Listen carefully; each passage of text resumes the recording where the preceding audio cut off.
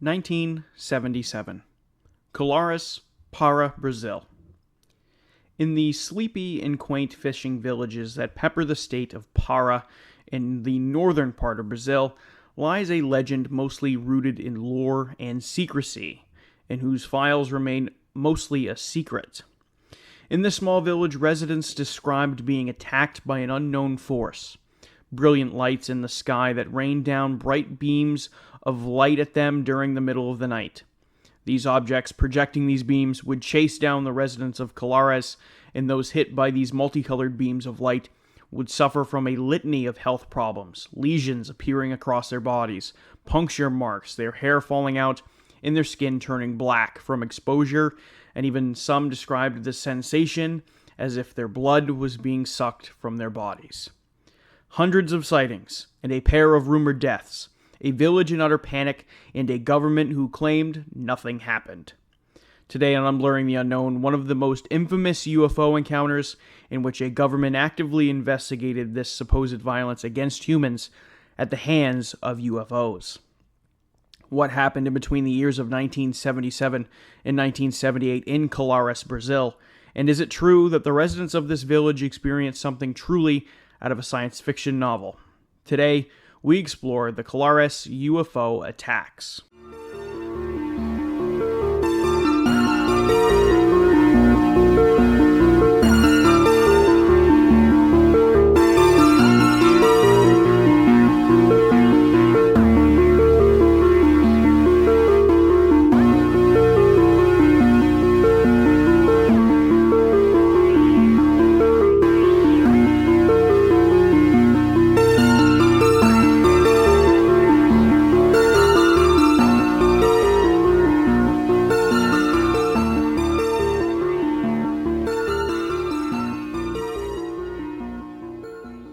Welcome back to Unblurring the Unknown. As always, I am your host, Dominic, and if you were listening to this show on Spotify or YouTube, I first want to say thank you for checking out the show, checking out my content. I greatly appreciate it. If you were checking me out on either one of those channels, first being Spotify, please turn on post notifications so you get notified every single time I post a new episode. If you happen to be listening to this on YouTube, please like, comment, subscribe. It helps me out tremendously, and I greatly appreciate it. And while you're at it, feel free to share the channel, share my content if you like it, and if you think your friends will like it, feel free to share it out to the World Wide Web. Tell your friends, tell your family, hey, check out this show I found on YouTube. I think you'd really enjoy it. So feel free to share it out to all the people who you think might be interested in this type of content from mine. But first, again, I want to thank you for tuning into the show this week. Now, with that being said, in addition to that, if you like my content, feel free to follow me on Instagram and TikTok at the same handle, Unblurring the Unknown. Follow me in both those places, and again, I greatly appreciate it. Now, today on the show, we have a fascinating story, and one that has kind of been lost to time a little bit, and perhaps a story you might be familiar with, maybe not, but maybe so. If you do research, or if you look into UFO sightings at all, or if you look into UFO cases quite frequently, you might have heard of this before, but I would say the general population might have not have heard of this incident before. Now, the events that took place in Colares, Brazil during the late 1977 into 1978 are a striking event, whether or not you believe in UFOs or not. Something did happen here that defies conventional explanation, whether UFO or not. It was serious enough for the government to investigate, and serious enough that they felt the need to keep it hidden and classified for almost 30 years, with very few people being in the loop about the events that occurred during this time frame. It is also unknown the true extent of everything the military investigated, because we have some people speaking out about what happened, but we truly have no idea the whole extent of everything that took place. However, I am going to provide you all with the amount of details that we do know, the amount of details that I was able to dig up for you on today's episode.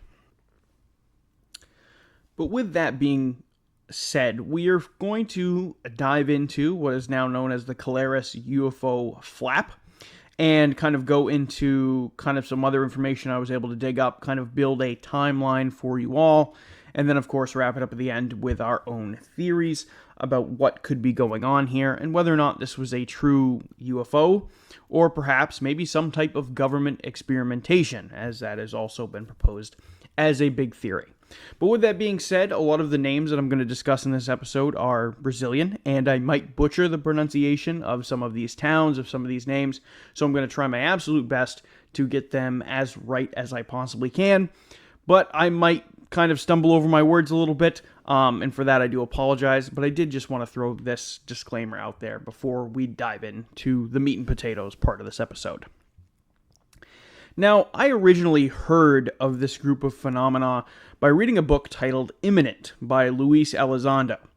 Now, I have mentioned his name before on the show, and I felt the need to pick up his book and get to reading it as someone who was fascinated by the UFO and UAP phenomena like myself.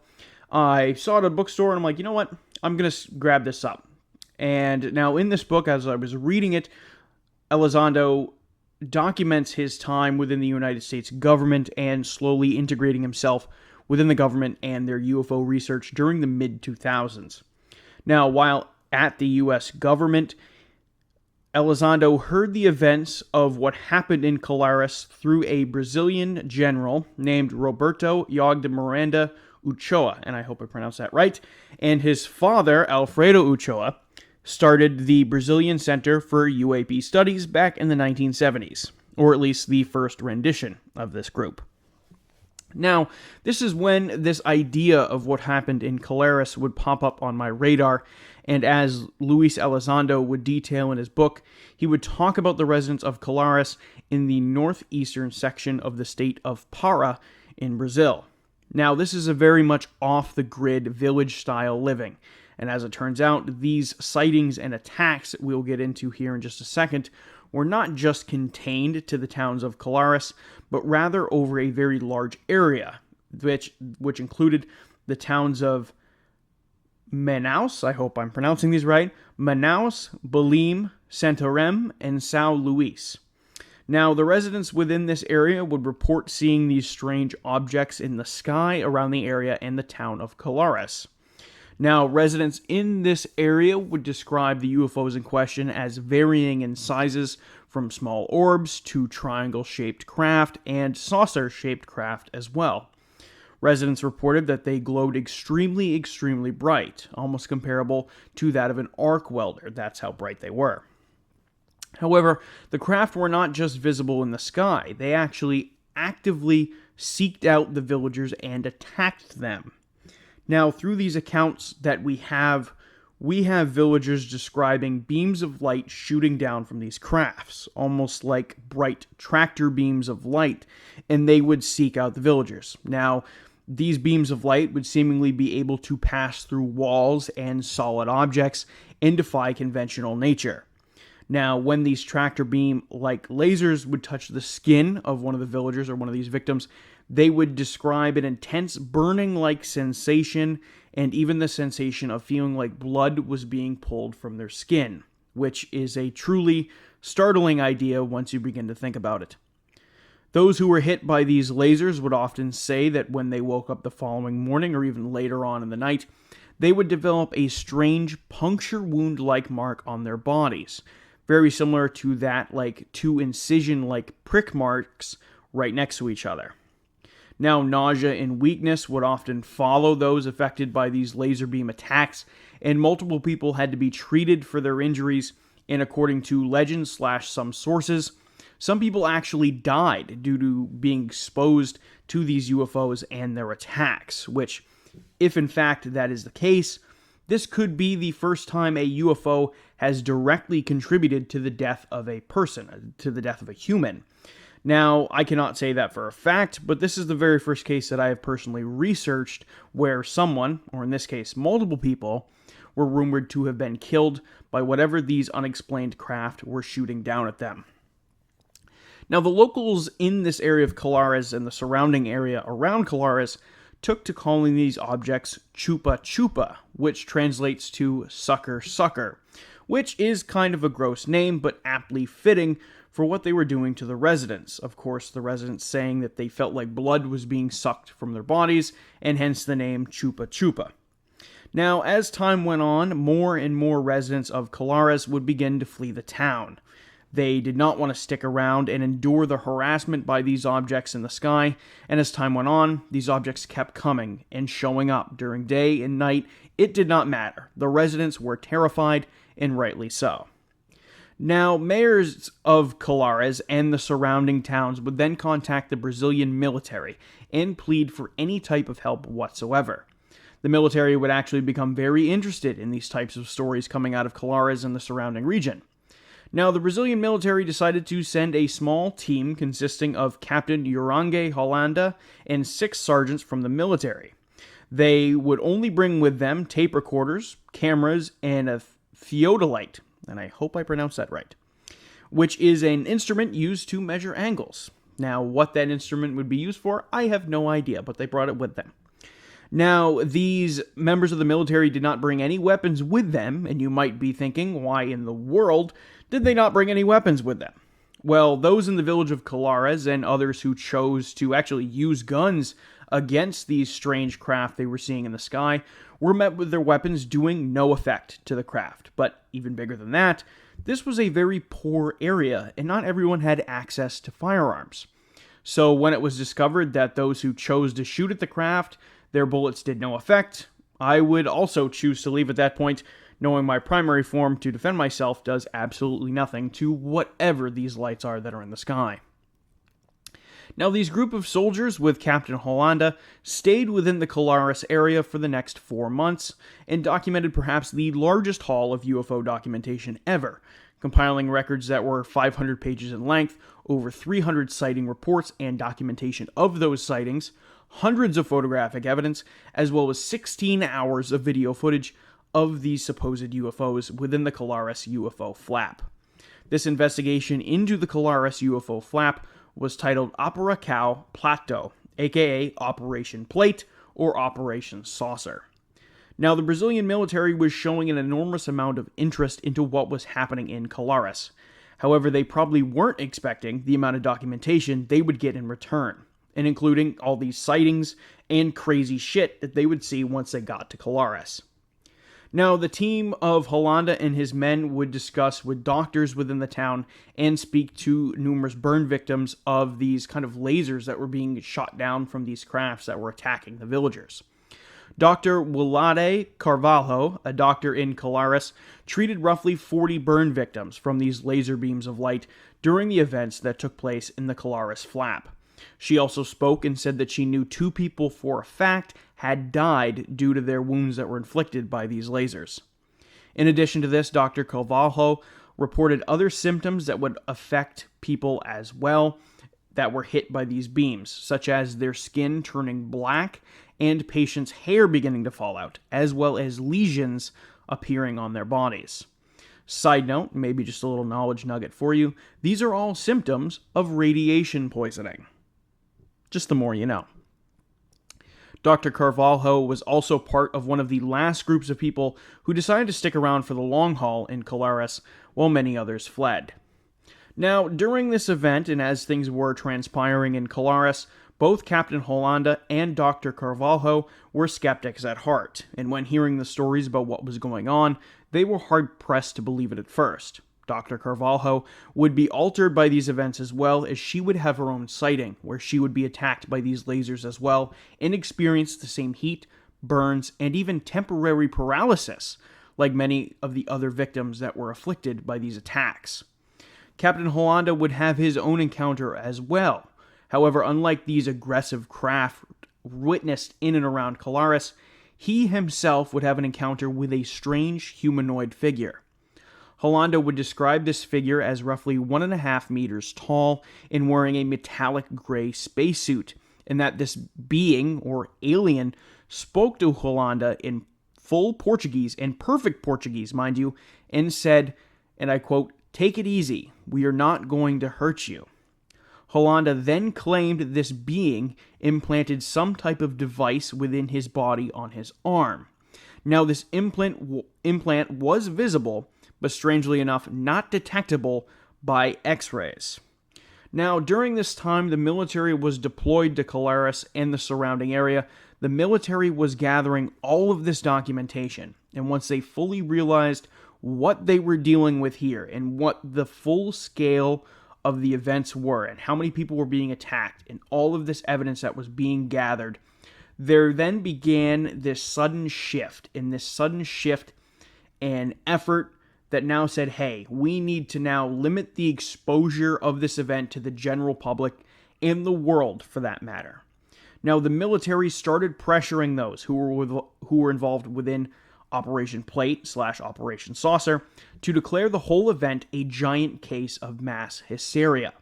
However, I know if you've checked out my show for a long time or even briefly, you might have heard my opinions on mass hysteria, and I think for the most part, mass hysteria is a blank theory that is used to justify unexplainable events without really doing much digging into it. Of course, mass hysteria has been proven to be the result of some cases, in the past, not necessarily UFO cases, but other strange phenomenon within the world.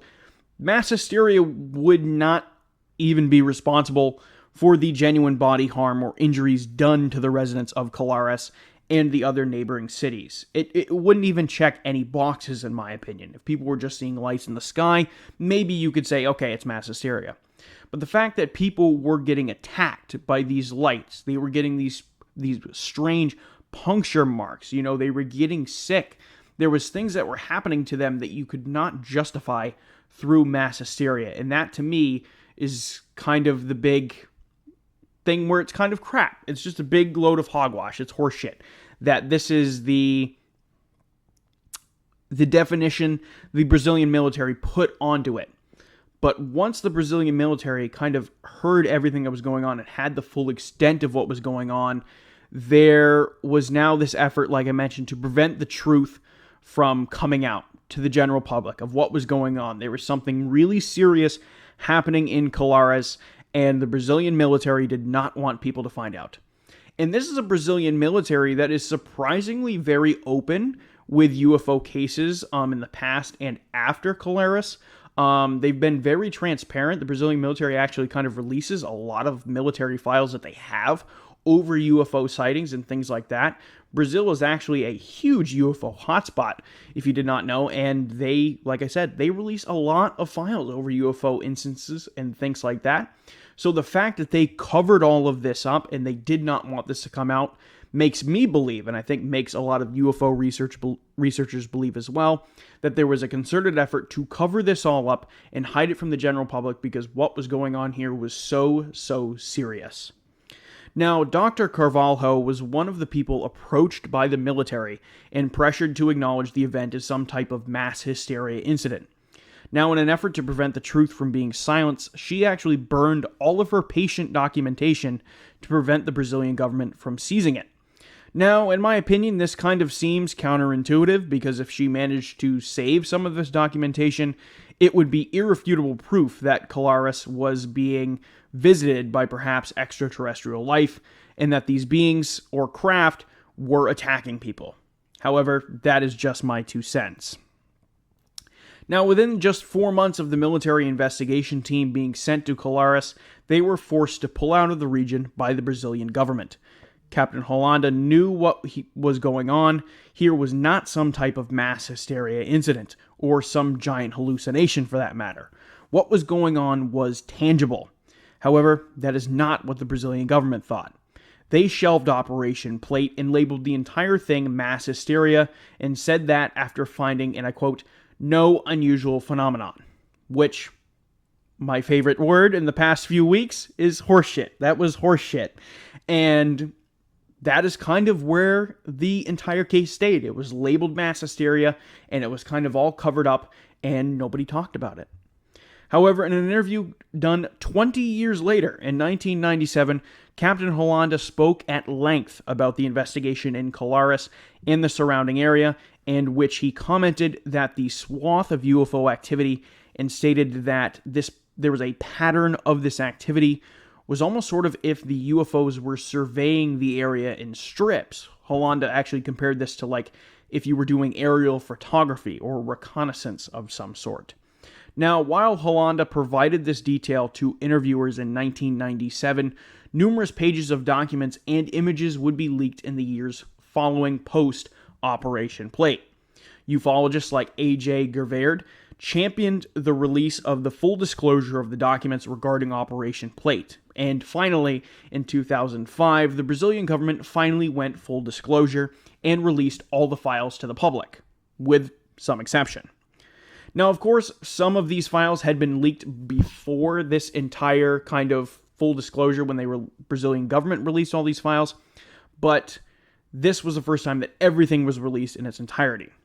Now, it is worth noting that we do have some images that were leaked from Operation Plate, but everything that I was able to find on the internet and through listening to other sources, the one exception that we don't have, and the one thing that the Brazilian government did not release, was the supposed 15 to 16 hours of video footage shot within Colares that nobody has been able to find. Nobody knows where it is. It's kind of hidden somewhere, and if we had it, it would be the smoking gun of this entire incident, I bet you. Now, if you go online, you can find images of what was taken in Colares, and a lot of what is taken, you have a whole bunch of different objects that are being photographed. A lot of them are just really, really bright lights, but it kind of matches up with the idea of these villagers describing these lights as brilliant arc welder bright lights. That is exactly what this is. Some of these are kind of very strangely shaped lights as well. So these images are describing something tangible. They are showing something tangible. There is no way that this is mass hysteria or whatever the sort. But of course, if we had video footage, that would be the smoking gun of everything. But unfortunately, it doesn't seem like the Brazilian government released that, and it went in 2005. Or perhaps maybe even when they got all this information back from Captain Hollanda and his team, they just completely discarded the video footage, knowing that they didn't want anybody to see it, and that it would jeopardize the whole idea that this incident was one giant case of mass hysteria, or so that the Brazilian government wanted to label it as such.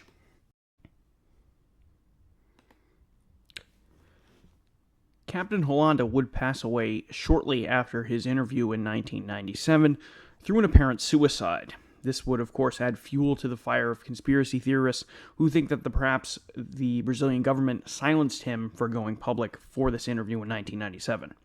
Now, there is no way to know whether or not that is truly the case, but it is a fascinating development in this whole story, and the idea that the Brazilian government, whether through themselves or through intervention by another government, and we will discuss that here in just a second in theories, hid what happened in Colares and the surrounding area due to the high stakes that this would be. It would be worldwide news if this was public to the world, and it would be reasoning to assume that a country like the United States, who was actively covering up UFO sightings in the 70s, would have something in it for them as well, to help cover this up. However, that is just one thought that people have as a possible theory. But with that being said, let's dive into the theories, shall we? Now, the first theory I want to go over is titled Real UFO Sightings, Silenced by Brazil / the USA. Now, this theory is exactly how it sounds, is that this was a real sequence of sightings, and when investigated by the Brazilian government, only then did they realize the full extent of what they were dealing with. Perhaps the American government got wind of this and helped the Brazilian government shut down the investigation and keep it hush-hush for as long as they could. I think the fact that this case is almost 50 years old now, and at this point, it kind of adds to the idea that eventually, with enough time, people forget things, and perhaps this is what they're going for, because I think everyone should know that this happened in some degree and demand some type of answers as to what truly happened here. Because if you believe that this in fact did happen, this could change everything that we currently know about UFOs and extraterrestrial life. Now, everything within this case is fascinating, and the fact, again, like I just mentioned, that not as many people know about it as comparatively to like a Roswell or something like that, kind of goes to show you, I think, their efforts to kind of cover this up a little bit did work.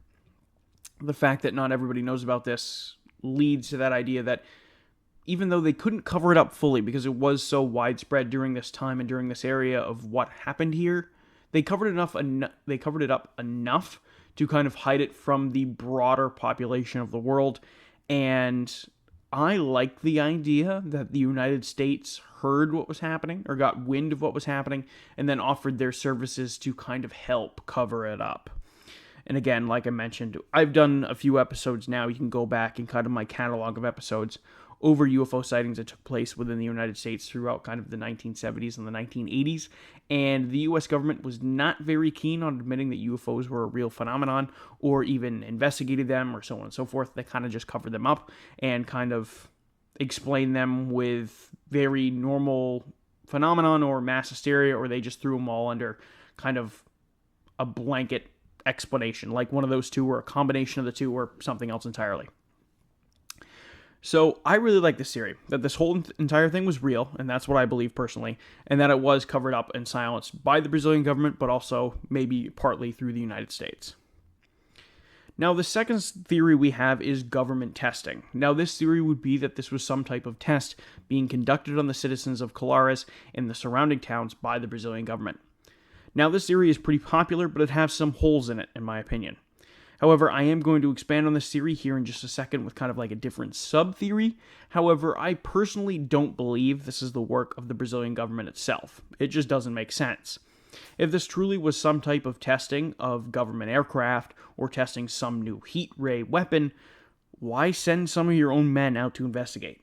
If this was the case, maybe perhaps the soldiers were not in the loop with this top secret testing and hence took all this evidence and everything, when in reality, any of it that they were going to bring back was just going to be shelved for top secret reasons. However, if this again was the case and that this was government testing being done by the Brazilian government, why would the Brazilians release most of the files to the public in 2005? That part just doesn't make any sense. But this next part of the theory could make a little more sense.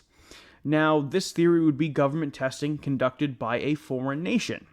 Now, this theory would include the possibility that this was some secret testing being done by another nation, such as the United States, or perhaps some other country. Now, on the surface, this makes more sense than this being the Brazilians, but it also makes me wonder if this, in fact, was the United States, and the Brazilians found out about this through their investigating, and why there was not some public outcry in regards to the experimentation. If this was the case, I don't really know. You would think that there would be. And after all, if you think about this, this would include a foreign nation using secret aircraft to attack residents of another nation. Now, that would be grounds for conflict in some instances, if not all instances, if any other country were to say, hey, we're going to take these top secret aircraft that we've been experimenting on and go to this country and pretty much torment this village for almost 6 to 8 months.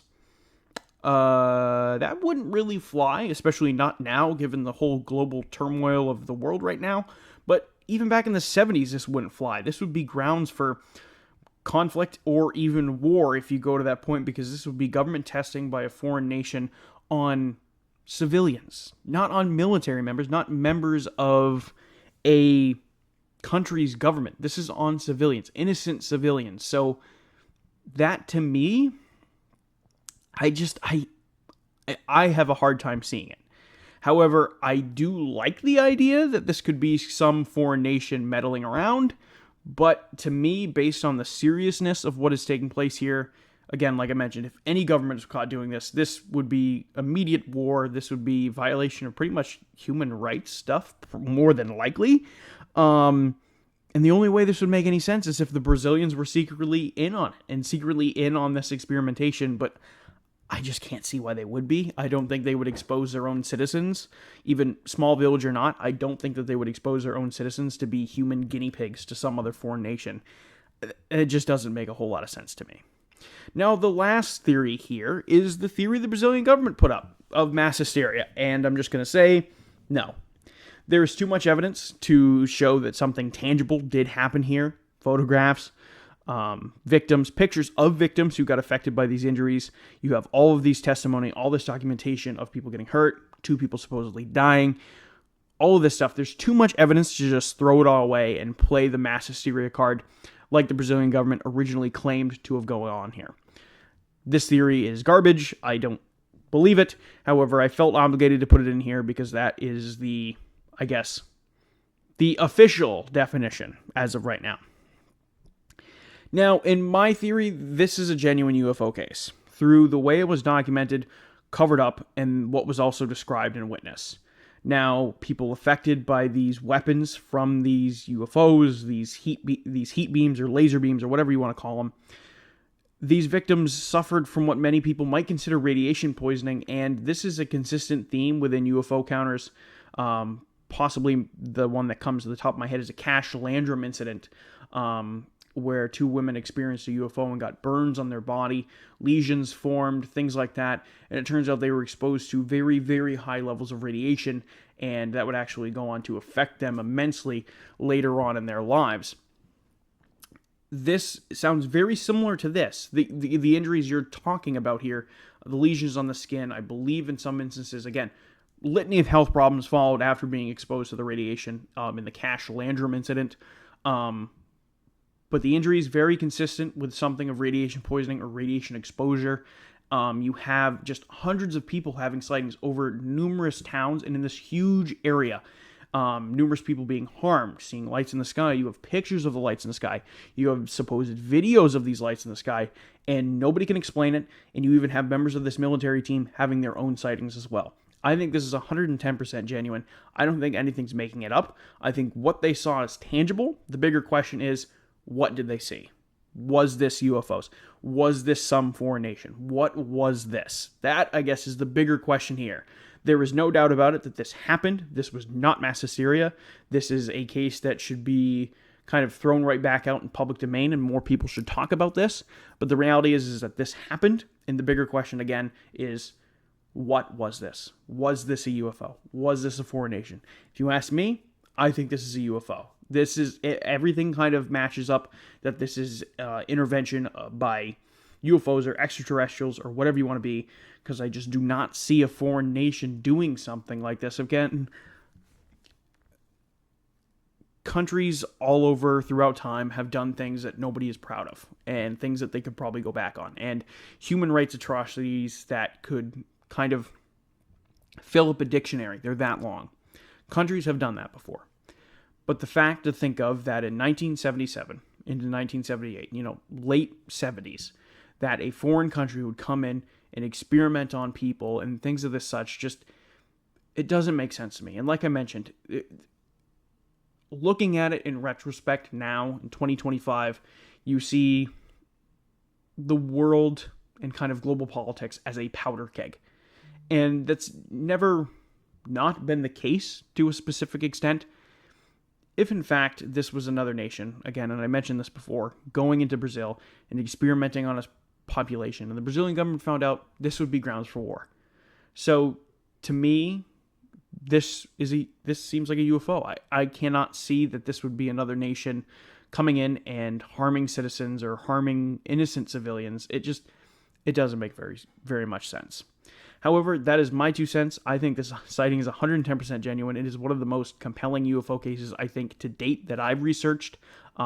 Surely one of the ones where I think this is possibly one of the ones up to this point where people have been directly harmed, people have been directly killed by UFOs or weapons from aliens or whatever you want to call it.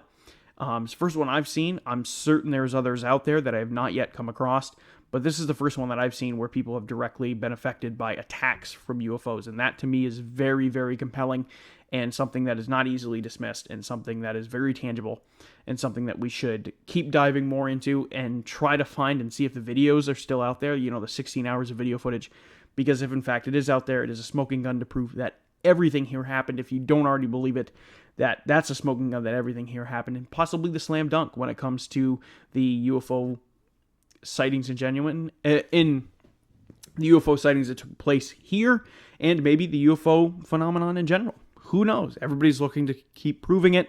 You have skeptics, people who believe it. Whichever side you fall on, I think this sighting, again, very, very compelling, and it was very interesting to look up for this week and for this episode, and I hope you all enjoyed it.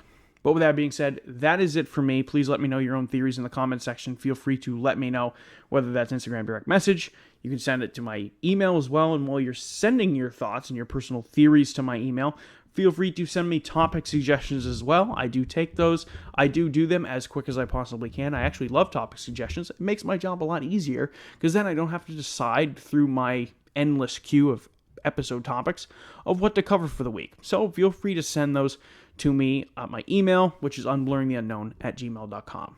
But with that being said, that is going to do it for me for this week of Unblurring the Unknown over the Colares UFO attacks. I hope you all enjoyed it, and I will see you all on the next one.